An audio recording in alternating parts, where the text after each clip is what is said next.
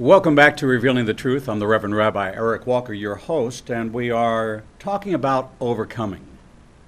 We embrace on this program, Revealing the Truth, the headlines, the heartlines, and biblical truth.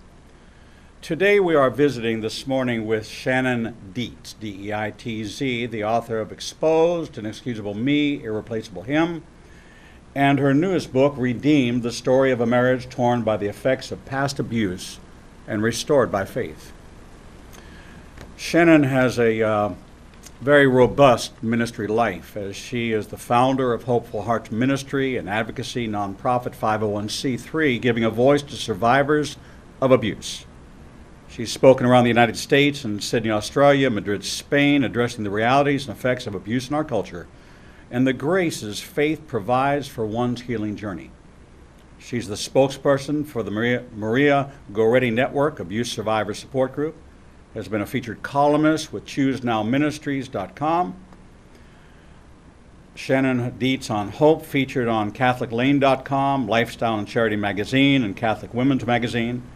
She and her husband Neil live in Kingwood, Texas, where they're active in their local church and community. They have two sons, Ryan and Seth, who provide them with endless joy and reasons to continually count their blessings. Shannon Deitz, welcome to Revealing the Truth.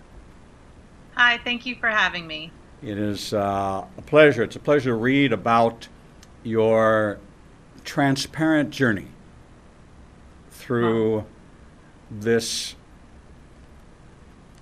abuse, through the challenges that life dealt you. Maybe you can share with our viewers a little bit of the background to where it all started, the things you struggled with personally that you can now identify with, which are very common symptoms of somebody living in abuse. Right. And how you related to that. Well, for me, I've been abused as a young girl, but those memories didn't come back till I was in my late 40s of the abuse that happened with my grandfather. So the abuse that I suffered when I was in high school and then in college of being raped. I was raped in high school and then I was raped again in college. A lot of that definitely was, that was a huge hardship for sure. But now that I'm much further on my healing journey and am able to kind of go back and see and kind of look at my life and put it all together, especially with the fact that I was a very young girl that had been abused by my grandfather.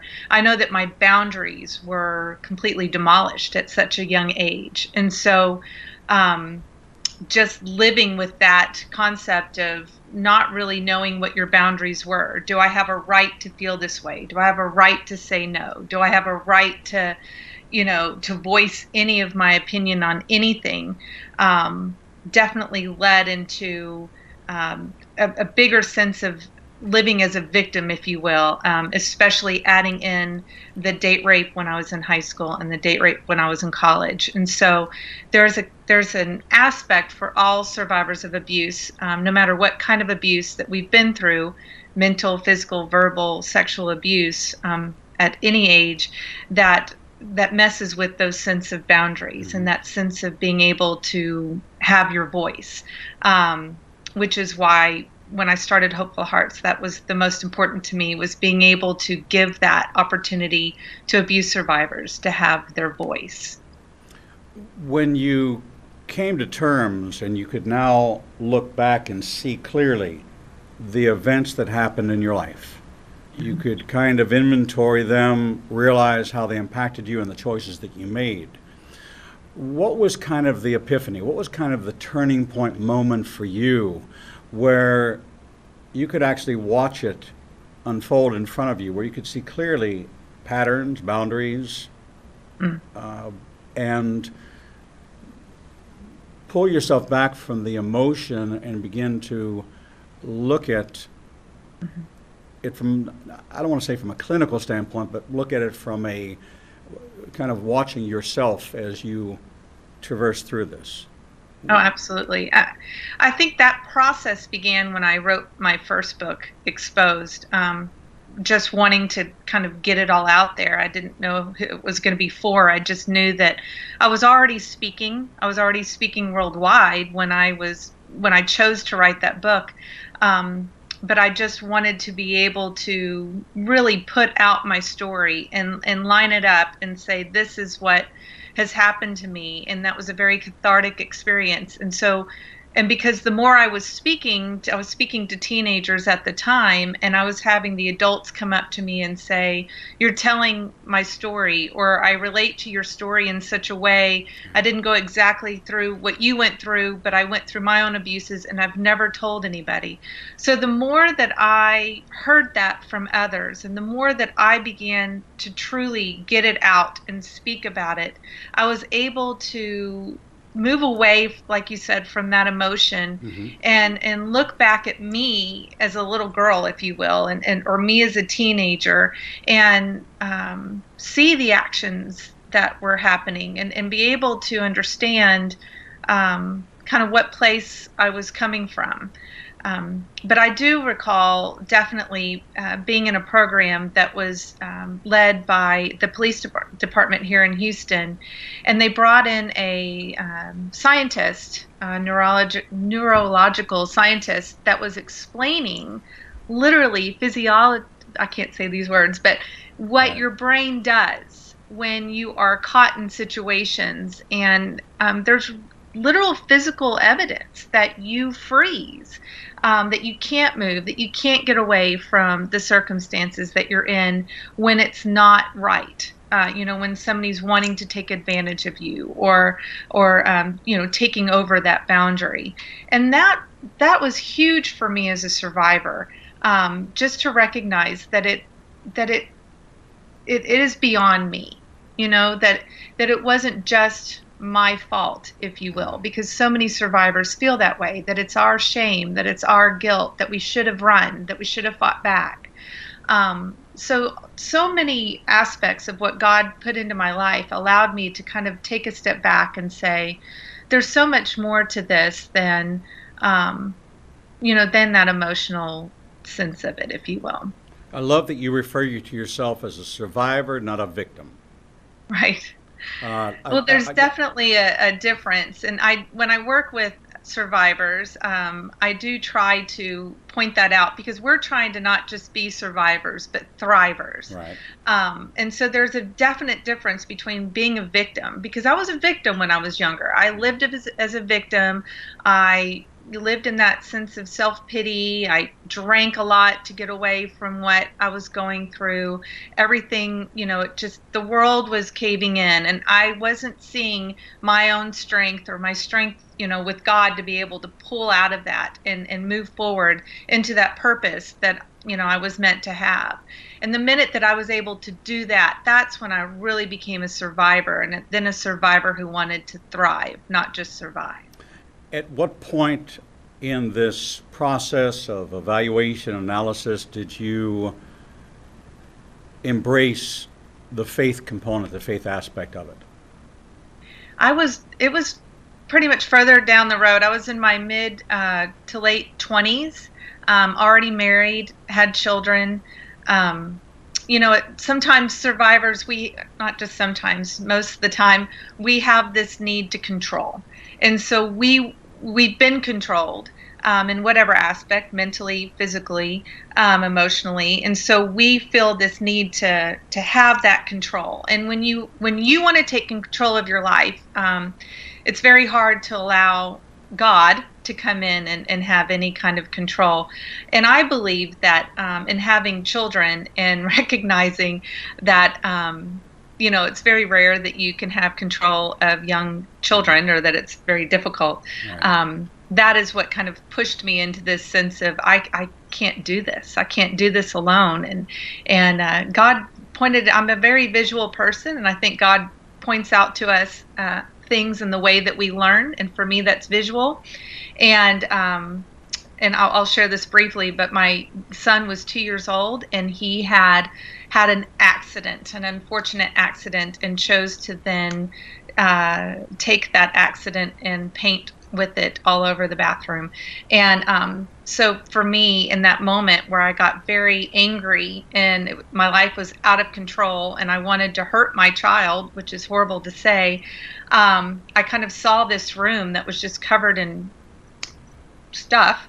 And I recognized, like, this is what my life is. And I just cried out to God and just said, I don't want to be this person anymore. I can't do this. And I literally just went to prayer, face down flat on the floor, and said, I don't, if you have something for me, then do something with my life. And I really do believe, I know it, that I felt him, smelt him, just knew him in that moment, and knew that I could trust him with whatever he wanted to do in my life. And it was from that moment forward that I trusted in God in everything. It's what we call sweet surrender. Yeah, A moment exactly. of sweet surrender. The coming to the end of ourselves, realizing that it's God that fills this vessel. We can't do it. We can't control it. At this point in your marriage, how was the marriage? Because you had now brought this survivor behavior, you hadn't even become a survivor yet. You were still in the aftermath, the after effects of a life filled with abuse. Would you say that there was self-destructive behavior mixed with all of that as well? Absolutely. Absolutely. I didn't like myself. I was filled with so much guilt and shame, and I believed so many lies of that I would never be good enough, that I could, and that went from everything. I could never be a good enough friend, a good enough wife, a good enough mother. My husband didn't like me. I mean, I created this vision of that he wanted to, why was he with me? I couldn't give him what he needed. I spent every day just self-loathing. Mm-hmm. It was horrible. It was a horrible feeling. And that is why when I had that sweet surrender, I was like, I just don't want to be this person anymore. But the marriage was tough because my husband, God bless him, tried. He did try so hard to be the man that I needed him to be. And I couldn't accept it. And a lot of survivors are like that. It's very hard to accept that sense of intimacy when you don't know, and when you've been fed so many lies because of the various abuses in your life. It's very hard to receive somebody that wants to say, I accept you for you. I love you for you. I'm here. I'm your partner. And so we spent many years kind of battling that. Even after I brought God in and truly we tried to become this faithful couple together, I feel like I was just soaring forward with trying to just focus solely on God, and then also left my husband up behind. And so there was just much aspect of our marriage that was tumultuous, if you will, because we weren't getting on the same page. We weren't a team. So you were now walking with the Lord, but there were still behaviors manifesting from your past experiences where the balance, the needle pegged from one side all the way to the other side. Right. And of course, we read in Scripture that a false balance is an abomination to God. It's just not a way to walk. So it sounds like you're married to a pretty incredible man that has ridden the wave of this up and down and forward and backwards. So that how has his influence been on your life as far as is he an encourager? What is? It's we're talking about overcoming. My husband is definitely an encourager, and he's been with me. I mean, he was with me when I was in college and having to take the second rapist. I took him to court, and I was going through all of that. And my husband, that's when I met my husband, and he's always been my protector, and he's always stood behind me and just said, I'm here if you fall, I'll catch you. And my husband has overcome so much in his own life.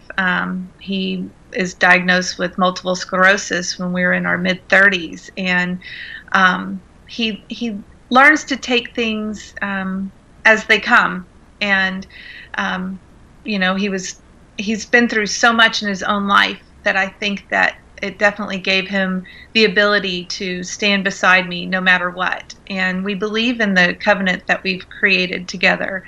And thankfully he does, because I think I think that we probably would have been divorced a long time ago if he didn't. But he definitely has been a great support to me, and an inspiration to me, to show me how strong I can be, because he's believed in me more than I've believed in myself at times. So he was an ambassador for the kingdom. He was that unconditional love, that scripture that you reference in your book, Redeemed, Love Never Fails, that this is kind of a watchword for your ministry and for Healing Hearts, and being able to embrace the power of God, the real power of restoration, the power of healing that God poured into your life. Right. As you came to this crossroads, as you embraced your faith, you also had to embrace the realities of the fallout from your behavior, from your, now you're accountable to God, and you begin to take that inventory, and you reach a point where you take inventory of yourself. What was that process like for you? I mean, that's a difficult process. I'm sure it's difficult for anybody to have to take a step back and say, okay, what were my shortcomings, and what have I done that I truly need to acknowledge that is, my shame, if you will. And I say this with all survivors, because we own so much shame that's not ours, from the various abuses. But it's very important to recognize, because of that victimization that we've all fallen into, what is it that we have done that we need to own up to? The excessive partying that I did, what I did in my marriage, just pushing my husband away, and just trying to sabotage what we had, and sabotage the love that he was trying to give me. What I did even as a mother, maybe the love that I was not giving to my own children. So it was a very important process for me to lower that sense of pride and say, okay, what is it that I have to truly work on for myself, to be the best person that I need to be the person that God created me to be. And it's a difficult process. It's a very difficult process, but it's very rewarding in the end. Well, there's much to be said for grace. There's much to be said for mercy. We're talking to Shannon M. Deitz, D-E-I-T-Z, about her story, Redeemed, the story of a marriage torn by the effects of past abuse and restored by faith. It's a story of overcoming. From the back of her book, she quotes Isaiah 43:1, "Do not fear, for I have redeemed you. I have called you by name. You are mine." She writes, everyone wants the fairy tale, but fairy tales don't come easy when the marriage is battling to overcome past shame, sin, and betrayal. Shannon Deitz divulges in the early struggles of her marriage to Neil as they overcame sexual intimacy issues, abusive behaviors towards one another that bleed into their parenting, and the imminent threat of an extramarital affair and divorce. Redeemed reveals the self-destructive behavior Shannon was led into because of the shame of rape and guilt of self-imposed, inexcusable sin. Shannon unfolds this truth through the continuation of her journey in accepting love, intimacy, worthiness, and forgiveness through the gift of marriage and motherhood. Redeemed portrays Shannon's ever-strengthening love story with God as she struggles to accept the gifts he has waiting for her, and the courage it takes to trust when her spirit has been deeply wounded by the past. Is this comparable to a recovering alcoholic or a recovering drug addict, that this is a process of recovery, that there's always going to be an acknowledgement that you were abused, that there are things that move their way up to the surface that you have to manage to put down and push back down as they try to, or do you find it more of a complete deliverance where you're released, you're whole and healed and moving forward? That is a very good question.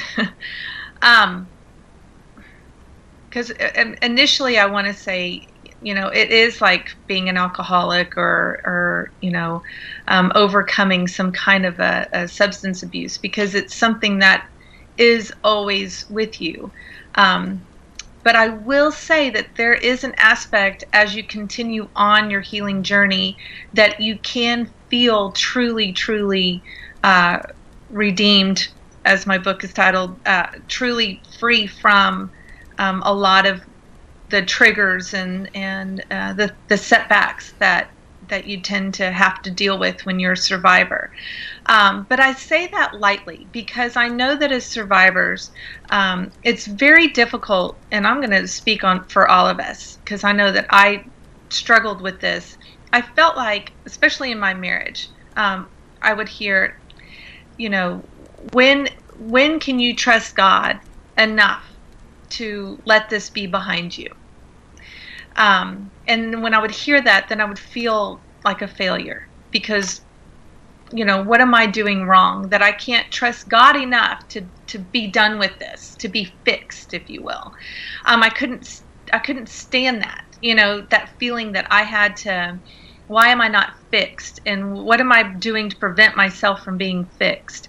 Once I got away from that sense of terminology and began to look at this as a true healing journey, just like forgiveness is a journey, there's so much that we have to continue to move forward as we heal and grow and become from survivors to thrivers. And that is learning how to overcome those triggers that sometimes you don't even know when they're going to come up or what it is. I mean, a touch, a smell, it's really crazy how a trigger can just come out of nowhere, a memory. Mm-hmm. And then it's, how are you going to react from that? Sometimes you don't know it's going to happen, so you don't know that you're going to react, right? So that's why it's a continued healing journey. It's how you react and respond once that happens.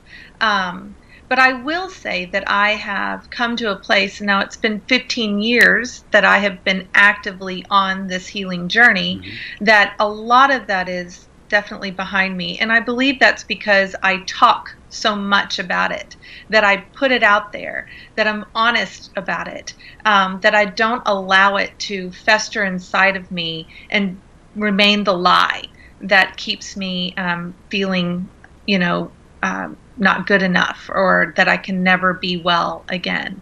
And just as with an alcoholic, I mean, they have to continue to acknowledge the fact that, that sometimes they need to talk about what's going on. I mean, I think that's the same with survivors of abuse as well. Well, thank you for sharing that.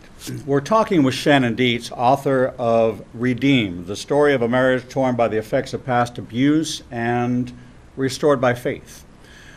We're going to take a short break, and while we're taking this break, I want to encourage you to go to ianbn.com, Ignatian Nation Broadcasting Network.com, the initials for it, and go to the Books and Media page and click on Redeemed.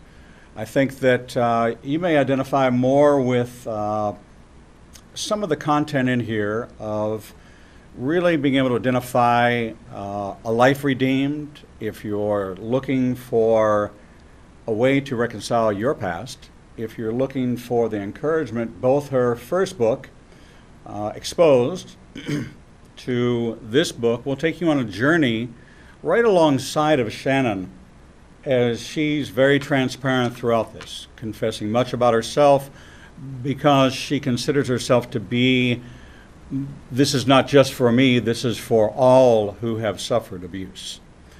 I have counseled so many over the years on this issue of abuse.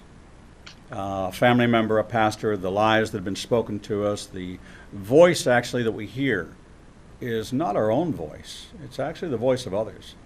And as we begin to release, we begin to find that we make room with all that chatter in our ears about reminding us of our past and the negativity, we begin to hear that voice being replaced by the sweet voice of God. And this is a process of dealing and not being in a constant loop of reminding ourselves or allowing the past to resurface that has us walk with our heads lowered in shame and guilt. Jesus said he came to bind up the brokenhearted and set the captives free. And this process of accepting our redemption, accepting this gift that Shannon has received, and it is about receiving. You have to remove ourselves from our pride and our attachment to our own way, to doing it God's way. None of us has ever earned salvation. We received it. It was at that point when we set our pride aside and we may consider ourselves to be giving people, oh, I like to give, but you have to be able to receive in order to embrace what God has for you. Shannon has done that. She's telling her story to you. And when we return, we're going to dig more into the book as we talk with Shannon Deitz, author of Redeemed. We'll be right back. Welcome back to Revealing the Truth. I'm the Reverend Rabbi Eric Walker. We're talking with Shannon M. Deitz, D-E-I-T-Z, author of Exposed, Inexcusable Me, Irreplaceable Him, and just released this book, Redeemed, the story of a marriage torn by the effects of past abuse and restored by faith. Shannon has a ministry called Hopeful Hearts Ministry at hopefulheartsministry.com. You can actually follow her at Shannon Deitz on Twitter. She has a blog on her website. She has a Facebook page at Hopeful Hearts Ministry. She also has her YouTube channel under Hopeful Hearts Ministry. And she is a resource and a tool. Survivor, an author, an international speaker out of Houston, Texas area, who has made it her mission to share her journey through her own behavior, examining through the abuse that she suffered, recounting it, and the real issues surrounding it. We have a question from Lisa, and the question is, how do you overcome the victimization of, I only see one word, spirit? Put it in the chat for me, please. I can't see the whole question. And once I get that question, I'll be more than happy to pass that along to Shannon. Okay. Shannon, while we're waiting for that to come through, why don't you share with our audience here what a little bit about the ministry itself, Hopeful Hearts, the vision that you have, the impact that you have, and the kind of support. Absolutely. Hopeful Hearts Ministry, I started it 5 years ago. Actually, it's an anniversary next week, 5 years ago. And I started it from the simple fact of when I was speaking and recognizing that there were so many adults in their 30s, 40s, even 50s and beyond that were coming up to me and saying, "You're telling my story or aspects of my story, and I've never told anybody." It just hit me. Why are we not talking? And I knew that the only way that I was beginning to heal was because I was talking. And I also knew that not everybody's going to want to stand up in front of 500, 1,000 people and tell their story. And I thought, I've got to give them an opportunity to be able to speak. And I was meeting with people in my local area at Starbucks and different restaurants, and I couldn't do that anymore. And people wanted to start giving me money, and so I didn't want to do that either. So I created a 501c3 nonprofit, Hopeful Hearts, and now we have a facility that's here in the Houston area. But we are looking to spread across the United States eventually. I'm working on that. But I work with survivors, peer-to-peer support. I work with them from all over the world by Skype, by FaceTime. And it's an ability to have a peer one-on-one session with somebody that knows what you're going through, that knows exactly what you're feeling at this time, and depending on where they are, if they've never spoken about it before, if they're really struggling at this point in their life with what it has done to their life, I truly encourage them to get counseling, like true therapy and counseling. But we also offer empowerment programs, different programs that help with breathing techniques and meditation, very godly focused, to help with the different anxieties that we have and the triggers.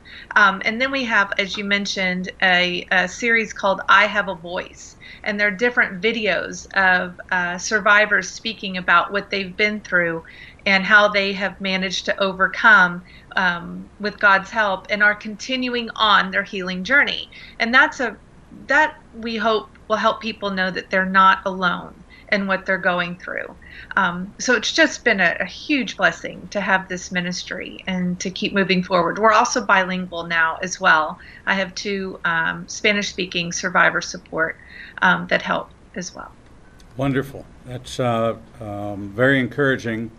And I'm going to try one more time. If you'll go ahead and put that on hold, I'm going to try to pull this call in right now. Okay. And see if we can do that.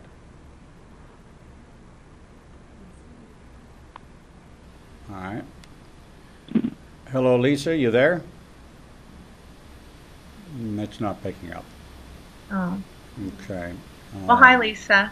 Yes. All right. Well, let me ask her question for her. Okay. This question is, how do you deal with the issues of abuse without supportive people around you? They don't understand her situation, can't see what she's going through. What can she do?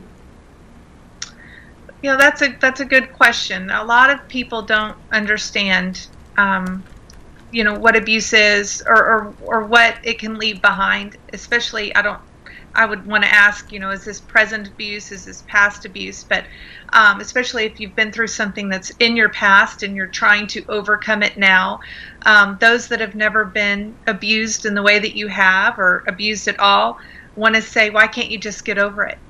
Just get over it. And they don't understand that this is something that affects your spirit. I mean, it affects you deep down, and it is a process. It's a slow healing journey. And so if those that are closest to you just don't get it, I encourage you to try to reach out to a support group in your area. There's great programs like Celebrate Recovery. Is a program that I know that is nationwide, and that you could hopefully find one in your area.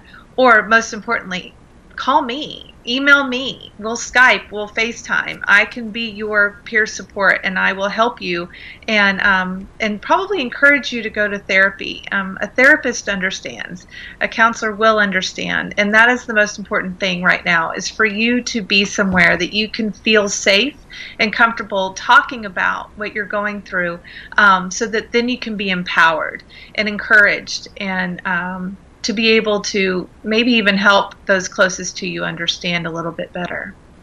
Is there any kind of network of abuse survivor programs? Is there a central organization that refers to each other, that somebody may be able to go online and find a ministry like yours or a group like yours in their hometown? That's that's kind of why I started Hopeful Hearts. There's not a lot out there for those that are wanting to continue on their healing journey. Like I mentioned, Celebrate Recovery tends to be one of the main ones that I know, that it is like a support group. The Maria Goretti Network, I'm a spokesperson for them. But right now we're kind of focused in the Texas area. There is one in Washington State in the Spokane area. That's called the Maria Goretti Network. You can go to their website as well, and it's got some great resources. So in general, if now you and your husband kind of took this journey together, you were playing off each other in different ways and talking through it and acting out with each other in the various issues that were manifesting in your marriage. Right. And you had a support system. You had a protector that, at certain points in time when you weren't ganging up on each other. Right. I mean, there was a moment where he would be, I mean, you know, where it got so tiring that he was like, I don't understand. Like, why isn't this done? Kind of, why isn't this fixed? And that was frustrating. So. But here's an individual that says, I'm surrounded by people that don't understand. I can't talk to them about this, and I'm kind of alone, and what do I do with this? Is there... and that's exactly what Hopeful Hearts is for. The ministry, and that is what I am, the one in this United States, I guess, that I know of, and there might be others, and if any of them are listening, I would love for them to contact me so that we could work in tandem to be a resource for one another. But yes, I strongly encourage her to reach out to me so that I could be that support for her. The other thing that I will recommend to Lisa is that she goes to the website, inbn.com. When she clicks on Redeemed, that she orders also Exposed, Inexcusable Me, Irreplaceable Him, and read that first. Then read Redeemed. And a lot of what you share in both books is kind of this journey through what she's talking about. Now, you become kind of the silent partner in the room or she becomes a silent partner with you as you share the story and walk her through. And she'll be able to identify with many of the experiences that you lay out in your books, and how you dealt with them and how you approached them. And the first part of it was acknowledging the circumstances that you were in, what your part was, and what the part of the other person was, so that you had a clear delineation between what we are responsible for in our own lives, what we permit, what we allow, what we give life to, and when we are able to take control, not to the point of controlling, but balance control, that we are able to make decisions without emotion, not just reason, but complete body, soul, and spirit, at one with God, that we are equipped for some of the challenges that we're facing. And this is about equipping. This is preparing people not only for the journey of healing, but the process of then moving from the state where the wound is wide open, to allowing the wound to heal slowly from within, to then dealing with the surface wound that's visible, a constant reminder, until then it progresses to a scar, and then it fades, and it's every now and then a reminder as you happen to glance at that scar and you bring back up a little bit. And it's a process. I think that what you make it very clear is that this is a process. This is not a panacea. This is not a pill you swallow. This is something that you have to be willing to go through. And it is a sifting. It is an accountability. It is a responsibility that requires a pretty strong measure of faith to come to grips with who we've been, then find out who we are, and then be able to have a vision for who we want to be. So the same way the Bible does with what was and what is to come. Right.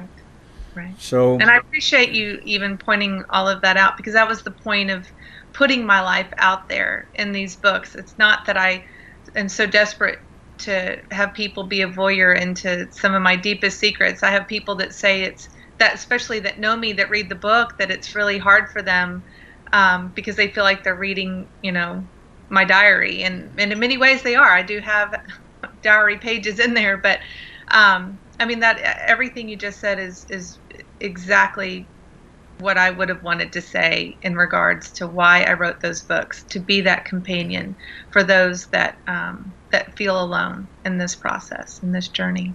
So for Lisa, this is a tool that you want to put in her toolbox that may help her start on the journey, identify some things that she might not have realized about herself, and that then a counselor or somebody that she can then replay some of these things that she identifies with, that she found in your story, that she can relate to, that she can email you. Do you mind me giving out your email address? Oh, absolutely. All right. Your email address, if you want to reach Shannon, and this is for Lisa and for all the others who may be watching right now, her email address is Shannon, Shannon, the initial M, still all one word, Deitz, Deitz. So Shannon M. Deitz @gmail.com.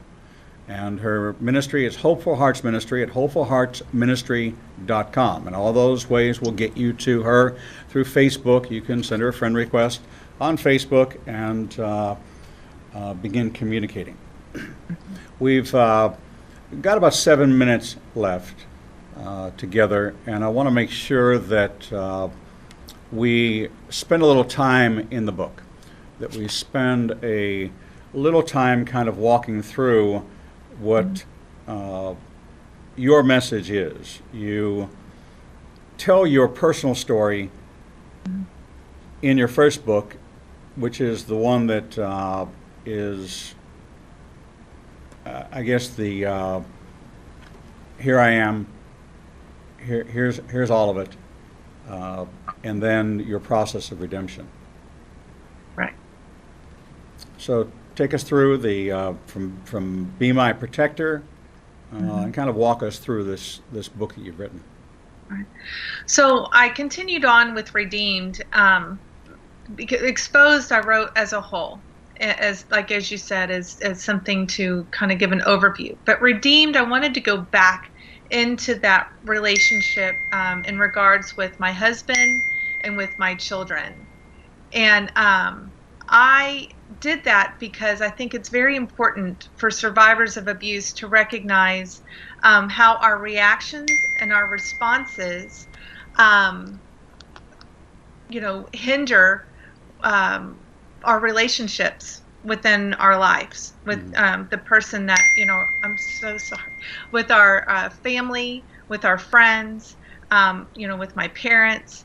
And so I wanted to break that down and just be as honest and real about it as I possibly could, about the insecurities and in the ways that I couldn't accept that intimacy, how my husband tried, but how we kind of grew up together in this, and how we fought back and forth, and in many ways, how I allowed myself to be abusive to my husband, and verbally or emotionally, and that process of how we kind of came back together and recognized that that this is not fruitful, this is not helping, and we both had to come to a place of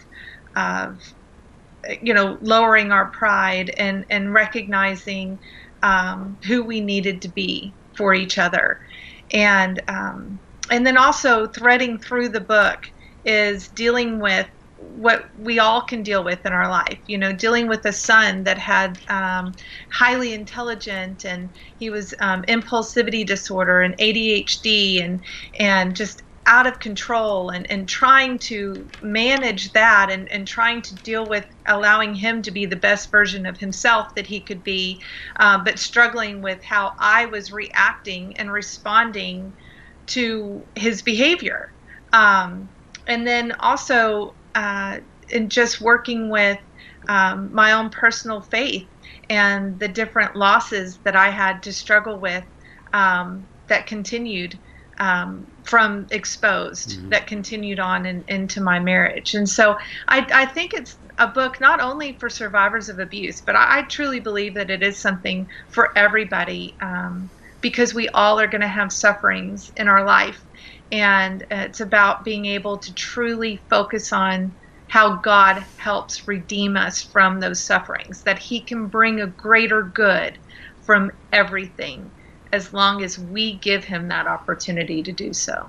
I'd like to add to that, if I may, that both of your books are also for somebody who's living with somebody who has been the victim of abuse. It gives them a perspective of what they're going through. It might allow them to be more receptive to being a part of the healing process when they realize how profound an impact this has when your very body is taken from you, that you are found in this position of complete submission and helplessness.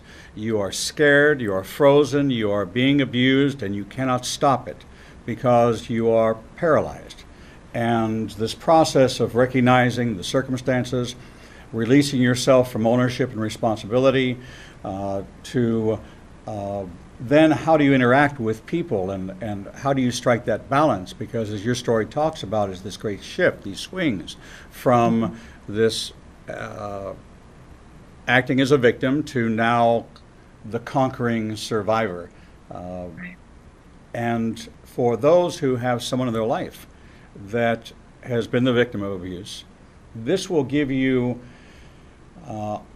as close to empathy as you're going to get. It will not take you to sympathy. It will not take you to apathy. It will not take you to having to live the experience yourself, but about as close as you're going to get to being able to have a certain empathy to the person in your life that's suffered with abuse is to travel this journey with Shannon, so that you can actually feel some of the things she's feeling as she conveys it through excellent writing, through transparency, through a presentation which allows you to go along the journey almost as if you're watching through this life through a lens. And you will have emotions, you will have compassion, you will have sorrow, you will have maybe the ability to identify with certain behaviors in your life that you weren't aware of that will trigger a remembrance, that is the first process, is being able to recall the circumstances, to be able to address them. Shannon Deitz, author of Redeemed, also author of Exposed, Inexcusable Me and Irreplaceable Him, a story of a marriage torn by the effects of past abuse and restored by faith. Shannon, thank you so much for being with us. I'm so grateful, Reverend. Thank you so much for having me. Well, you're welcome. And when we post this on YouTube, we'll make sure to cross-post this with you and make sure that all of your fans and supporters get to see what a great job you did today right here on Revealing the Truth. Thank you. Thank you again. When we come back from break, we'll be talking with Bill Cloud, author of Esau Rising, Ancient Adversaries and the War for America's Soul. It is a story that must be told about the spirit of Esau that is coming throughout our land. We'll be right back after this.